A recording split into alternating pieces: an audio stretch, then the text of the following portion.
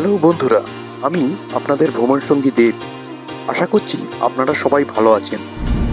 হাতের নাগালে বাঙালিদের মন ভালো করার জায়গাগুলির মধ্যে দীঘা কিন্তু অন্যতম। তাই এবারের ট্রিপটা ছিল নিউ দীঘা। আগামী মাসেই জগন্নাথ মন্দিরের উদ্বোধন, তাই তার আগে বেশ কিছু প্রয়োজনীয় টিপস আপনাদের জন্য থাকলো এই ভিডিওতে।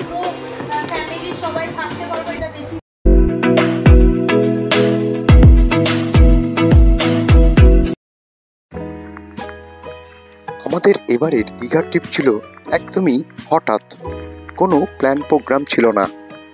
আন্দুল থেকে হঠাৎই আগের দিন রাত্রে ঠিক হলো দীঘা যাওয়ার। বিভিন্ন ট্যুরের মাধ্যমে আপনাদের সঙ্গে নিশ্চয়ই আমার ভাইরা ভাই গোপালদার পরিচয় হয়েছে, তার বাড়িতেই গিয়েছিলাম। 5 সিটার গাড়ি বলে আমরা 5 জনা গাড়িতে, আর গোপালদা তার বাইকেই এই ট্যুরটা সেরেছিল।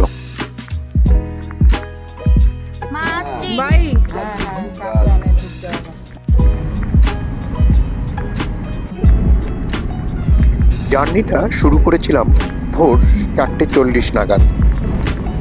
রাস্তা ছিল একদম সোজা, আন্দুল স্টেশন রোড থেকে সোজা আলমপুর হয়ে খড়গপুর রোড ধরে নিয়েছিলাম। প্ল্যান প্রোগ্রাম না থাকায় বিশেষ কিছু লাগেজও কিন্তু নিয়ে আসা হয়নি। সৃঞ্জনের পরীক্ষার পর কোথাও যাওয়া হয়নি, তাই এই ট্যুরটা আচমকাই হয়ে গেল।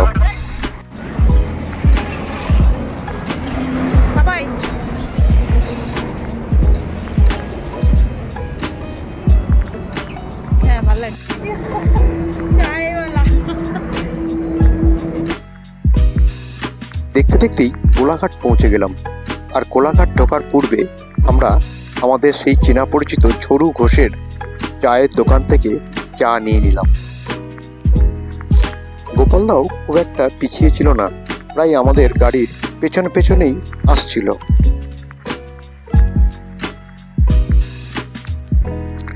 আমার এই সকালবেলায় গাড়ি চালাতে বেশ ভালো লাগে।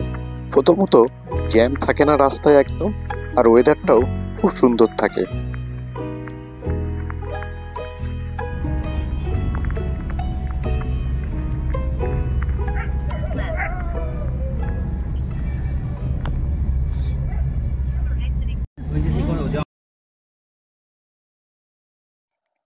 আমরা যারা ভ্রমণ প্রিয় মানুষ, তাদের কাছে মাঝে মধ্যে এই কলকাতার কোলাহল ছেড়ে একটু গ্রাম্য পরিবেশে বেরিয়ে যেতে বেশ লাগে।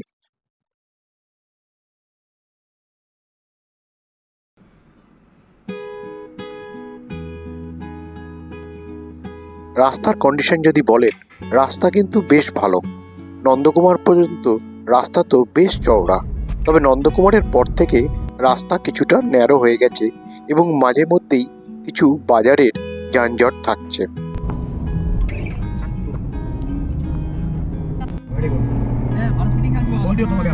দেখতে দেখতেই দীঘার আইকনিক গেট পার করে ফেললাম।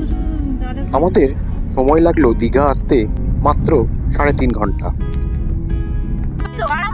প্ল্যান ছিল রাস্তায় যেতে যেতে কোথাও একটা ব্রেকফাস্ট করে ফেলবো, কিন্তু তাড়াতাড়ি দীঘা পৌঁছে যাওয়ায় প্ল্যান চেঞ্জ করে আমরা ঠিক করলাম হোটেলে পৌঁছেই ব্রেকফাস্ট করব।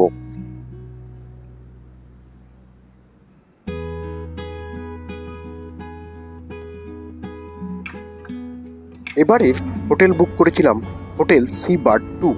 এটা একদম সমুদ্র সৈকতের সামনেই। এই হোটেলের সম্পূর্ণ রিভিউ দেওয়া আছে আগের ভিডিওতে।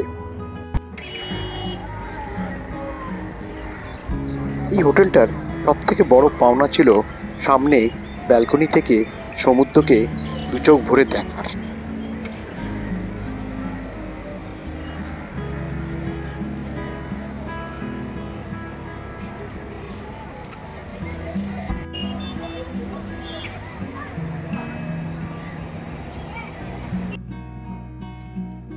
যাই হোক, তড়িঘড়ি করে তাড়াতাড়ি ব্রেকফাস্টের অর্ডার দিয়ে দিলাম।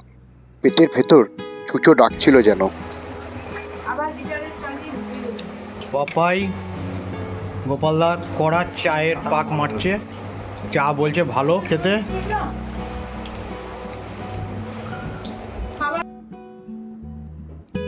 ব্রেকফাস্ট করি, গল্প আড্ডার মধ্যে দিয়ে হঠাৎ দেখি ঘড়িতে বেলা 1টা। তড়িঘড়ি করে আবার লাঞ্চের অর্ডার দেওয়া হলো। তবে এখানে একটা কথা বলতেই হবে, এই হোটেলের রেস্টুরেন্টের খাবারের টেস্ট কিন্তু ছিল অসাধারণ। যদিও দামটা সামান্য একটু বেশি, তবে আপনি রুমে বসেই এই খাবার খেতে পারছিলেন এবং তার জন্য কোনো এক্সট্রা পেও করতে হচ্ছিল না। বাবু কীরকম রান্নার টেস্ট কীরকম? খুবই ভালো।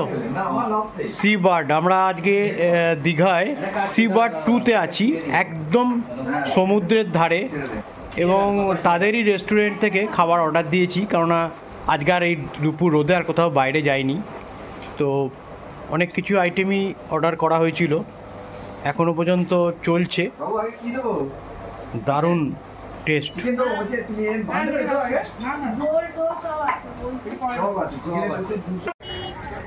দুপুরের খাবারের পর আর কোনো কাজ নয়, সিম্পল বাঙালির ভাত ঘুম।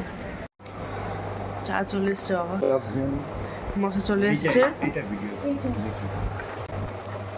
ঘুম থেকে উঠতেই দেখি চা এসে হাজির। এখানে চায়ের প্রতি কাপের দাম 60 টাকা। না, চাটা সত্যি খুব ভালো টেস্ট আছে চাটা। কিছু বলো। বলবো চাটা খুব সুন্দর, দারুণ লাগছে।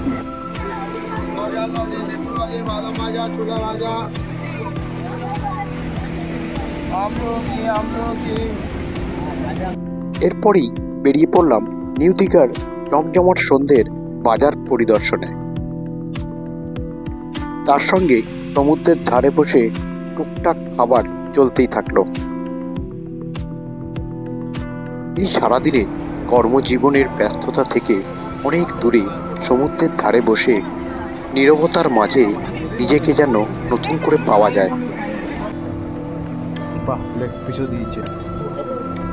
রাতের ডিনারে ছিল সিম্পল বিরিয়ানি।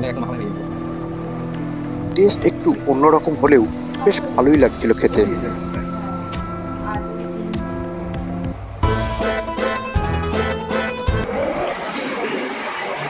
সকালবেলায় ঘুম থেকে উঠেই দিনটা শুরু হলো আলাদা আলাদা রকমের ব্রেকফাস্টের মাধ্যমে। আমাদের কাছে দীঘা ট্যুর মানে সমুদ্র আর ভালো মন্দ খাওয়া দাওয়া। আমার দেবে।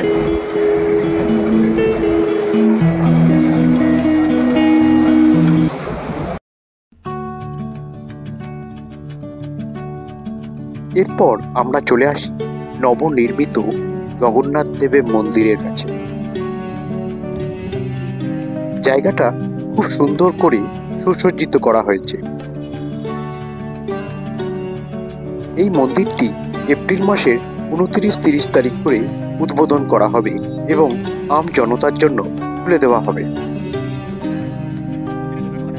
আমার কিন্তু মন্দিরটাও খুব ভালো লেগেছে এবং আশেপাশে যে পরিবেশ তৈরি করা হয়েছে সেটিও বেশ ভালো লেগেছে। আমাদের হোটেল সি বার্ড 2 থেকে টোটোয় মাত্র 5 মিনিটের মধ্যে পৌঁছে গেছিলাম এই জগন্নাথ মন্দির।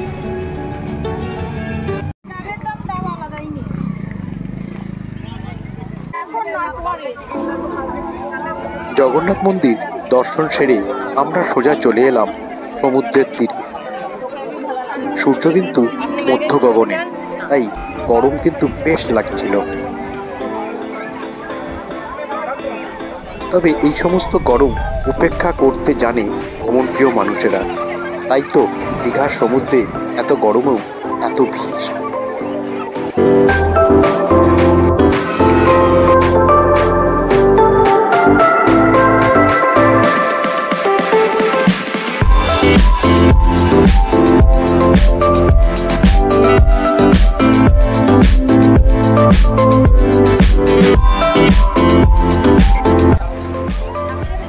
সমুদ্রের ভ্রমণ আর ডাবের জল একে অপরের সঙ্গে অতঃপরভাবে জড়িত।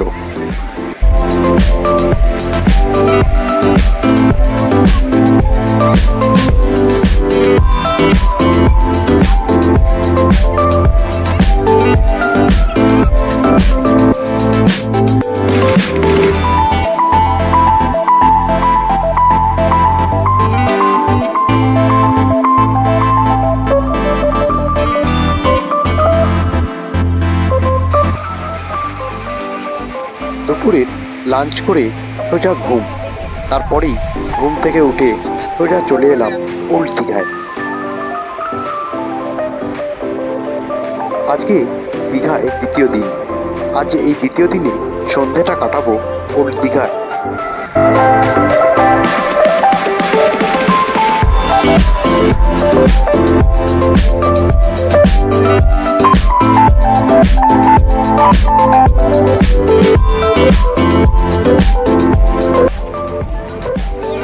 সন্ধেবেলায় ওল্ড দীঘা খুব সুন্দরভাবে আলোকসজ্জায় সেজে ওঠে।